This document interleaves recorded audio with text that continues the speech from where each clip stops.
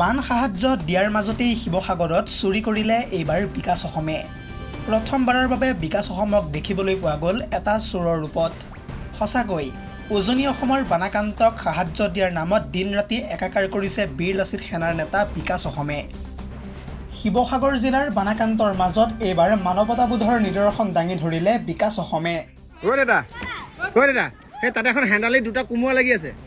আপোনালোকৰ ওচৰতো আমি সময়খিনি বহুত দিছোঁ, আহিছোঁ, আপোনালোকে মৰম দিছে, আশীৰ্বাদ দিছে। তাত দুটা কোমোৰা কিন্তু মই এটা কোমোৰা চুৰ কৰি লৈ যাম আকৌ। এটা লাগে। ইয়াত নহয়, তাত আছে।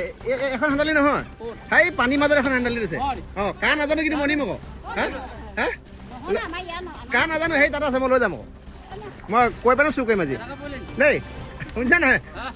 এটা কোমোৰা মই লৈ যাম কিন্তু। আৰু তাৰ পাছতেই পানীৰ মাজত আবদ্ধ হৈ থকা এঘৰ মানুহৰ এখন হেণ্ডালিৰ পৰা এটা কোমোৰা ছিঙি ল'লে নিজৰ বাবে। এনেহেন জলমগ্ন হৈ পৰা শিৱসাগৰ জিলাৰ জনতাৰ মাজত এই ভিডিঅ'টোৱে বৰ্তমান সময়ত সৃষ্টি কৰিছে কৌতূহলৰ।